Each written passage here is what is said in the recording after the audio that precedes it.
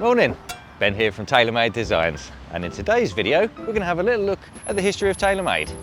And it all started here, on this very site. So back in 2007, this is where TaylorMade Designs was created. Of course it's now Winstay stores, a big agricultural suppliers, but for the first month or so of TaylorMade's life, it was there. This is where TaylorMade Designs was created. Of course it's now, not for long, because soon enough we ended up just here. And this, in fact, is an old grain drying silo. This is in the lovely little village of Ivington. Consists of a school, a church, about 3 houses, and that's it. One of which I live in. How does it feel to be back? It feels like it isn't that long, and at the same time it feels like a long time ago in terms of the, what's happened with the company since then, where it's gone, what it's achieved. But here it all started in humble beginnings with just some, a couple of guys in the office rocking things out, working with Richard the boss, really just trying to make things work, trying to make a name for ourselves, trying to get things done right and get things done, as they should be, as people want. And it was hard work, but it was good times. It was good, rewarding stuff. Let us show what we just found in the hedge. What have we found in the hedge, actually? And bearing in mind, as we said a couple of times, this is over 10 years ago that we've been here. And we've done a few videos to tell you how quality the products are that we've made. Now look at these bad boys down there looking as solid as a rock. Probably oughtn't to zoom in too much. They're solid as a rock, honestly. And these were the units. These were where the magic happened. Very basic equipment at the time. I mean, equipment that you could use to do the job, but it just meant you had to make absolutely sure that what you were making was of the right quality. Of course, these days, with the machinery and the equipment that we've got and the guys that use it, quality just comes out. But we had a very basic gantry style truss press in there. The saw was very basic. Again, the joist press that we had, none of it was state-of-the-art stuff, but it was stuff that we used to make the quality products that we made. Now, despite being set up right in the midst of a financial crisis, work was steady, it was profitable, and it was consistent. And very shortly after, really, timber frame became a bit secondary to these magical new joists that were available called metal web joists, posi joists. Really, instead of buying those in for the timber frame kits, Richard thought, well, let's get the equipment, let's make them. That then turned into doing much the same with trusses.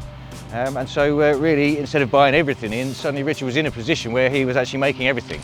We were making everything in-house, and really timber frame shortly thereafter really became secondary in the sales to the joists and trusses, which really gave rise to the TaylorMade designs that you'd see today. So by this time, yearly turnover had doubled. We were looking good on the trusses and joists. We had more designers in, myself included, to do the design of the trusses and joists.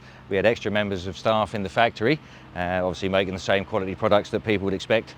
And we were developing relationships with people, with builders merchants such as Travis Perkins, and also the likes of County Building Supplies and Oxford Timber, things like that, places like that.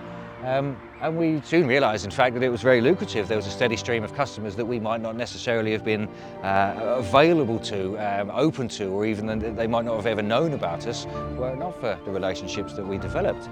And it became that. It wasn't a customer, supplier-customer relationship. It was a really deep and almost meaningful relationship that became based on trust and respect.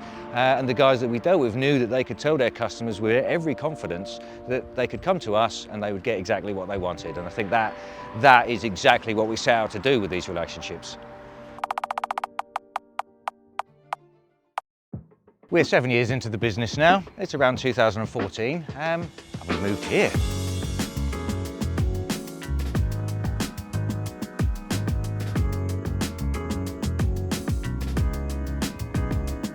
Look at this, sprawling, great mammoth of a building. So we had the offices here at the front.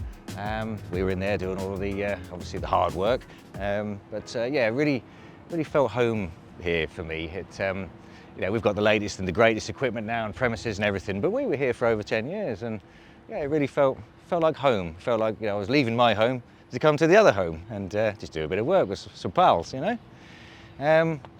had suddenly a sprawling monstrosity of a factory. We filled it with all of the latest and greatest technology, lasers to set up, things like that, things that we have now as well, but possibly better now. Despite all that, however, despite having all of this space and facilities, our unnamed colleague still decided he was going to drive into the pillar over there. How is Dave, by the way? But after around a decade in this building, space was yet again running out and an opportunity arose that we couldn't turn down. And so in 2023, we built this.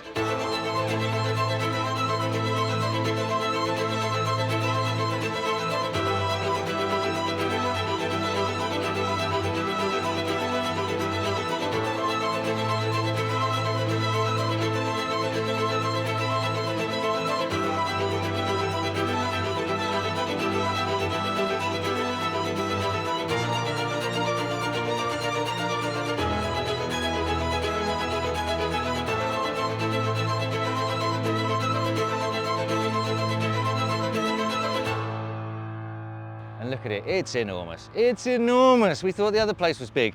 This is big. And here we are, I mean, look at this place. It's about 2 or 3 times the size of the old place and it's absolutely filled with all the latest and greatest machinery. And while we're talking about enormous, look at the size of this yard. It's huge, far bigger than we need really at the moment, but it's brilliant. We've got more than enough space right now. We've got a space for the future. We're talking possibly expansion to the factory if need be. We've got more room for basically lorries, material, stock, jobs that have been done and cut. It's huge. We've got plenty of room. And talking about space to build the big things, the big stuff, the big trusses, the big jobs, look at this monster. Look at the size of this. And talking of using all the space that we've got, here's the latest offering. This is a glue lamp that's now being offered. You'll find that on the website in all sizes that are offered. It's lovely stuff. I love a bit of glue lamp. And into our fully equipped office now that's got everything in it, all the mod cons. I mean, design machines are good, designers are great, but nothing is worth anything if you haven't got a good cup of coffee. So really, I guess the purpose of this video is just to show you that we're always trying to push ourselves out there. You know, we're trying to get to the forefront of the game, trying to be the best, trying to make the best for a competitive price, really, and all the time being approachable, friendly, guys that you can call up and ask for a bit of advice. You might have a project that you've got coming up, you might just be thinking about it, you might be putting some initial costs together. Give us a call, send us an email, please do. We'll have a little chat and we'll see if we can help.